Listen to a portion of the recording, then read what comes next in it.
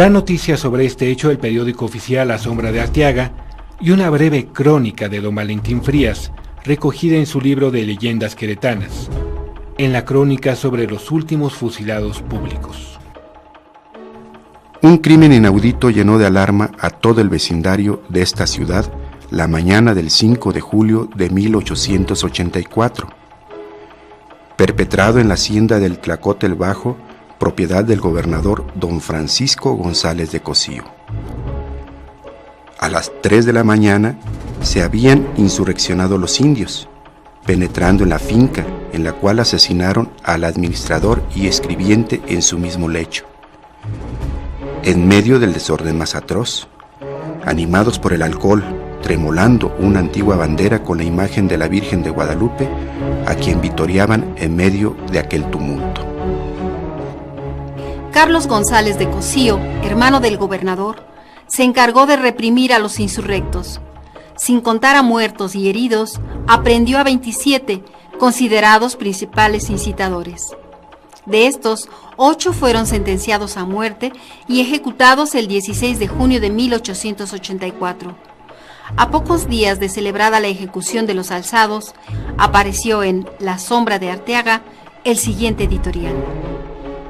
Bajo el pretexto de consumar un plan de reivindicación de derechos sobre propiedad territorial, ya algunos de los reos habían lanzadose a criminales vía de hecho, y alguno, Antonio Guevara, se le encontraron entonces por la policía proclamas para levantar en armas a la raza indígena con un plan socialista, despachos en blanco para jefes y subalternos y banderas de raso tricolor con una inscripción dorada que decía Falanges Populares Socialistas. Aunque el Tata Antonio Guevara no participó en el motín de Tlacote el Bajo, fue acusado de ser el autor intelectual.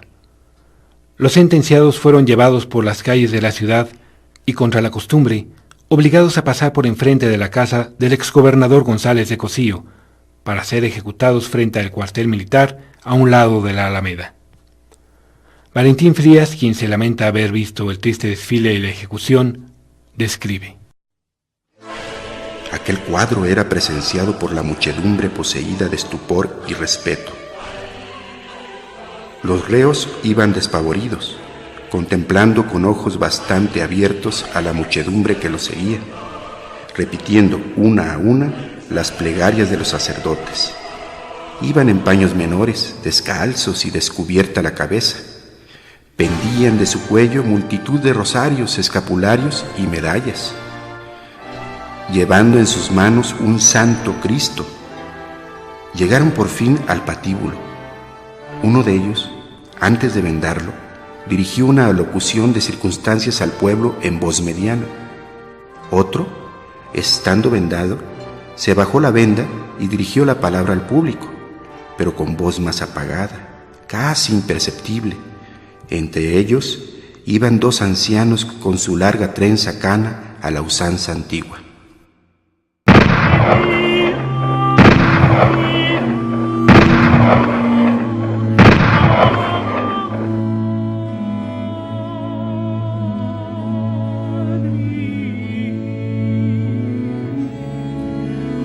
Para terminar su crónica, Valentín Frías narra la incomodidad que provocaban las ejecuciones públicas en la sociedad queretana y celebra la discrecionalidad adoptada por el gobierno queretano después del fusilamiento de los indios insurrectos de Tlacote. Estos fueron los últimos fusilamientos públicos que ha presenciado Querétaro.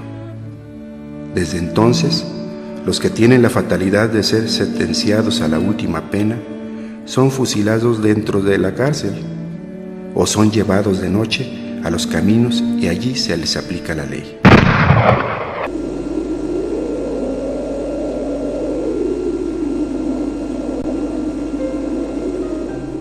Las derrotas de los movimientos insurrectos que enarbolaron el Plan Socialista de la Sierra Gorda y el Plan de la Barranca marcaron un corte en las luchas indígenas por la tierra y el agua. Esto concuerda con lo dicho por la historiadora Marta Eugenia García Ugarte,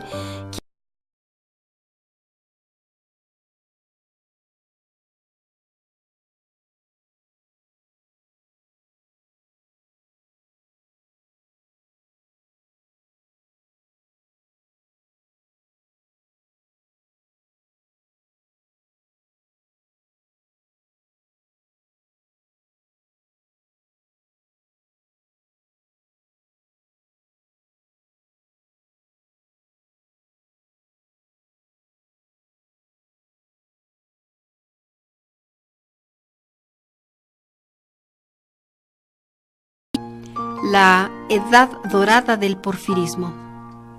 Sin embargo, desde la perspectiva de los pueblos, fue una época aciaga, plagada de deterioro y pobreza nunca antes vista. Esta contradicción, propia de un desarrollo capitalista intenso, que vuelve a los ricos mucho más ricos y a los pobres mucho más pobres, vendría a dirimirse con el estallido de la Revolución Mexicana y sus consecuencias.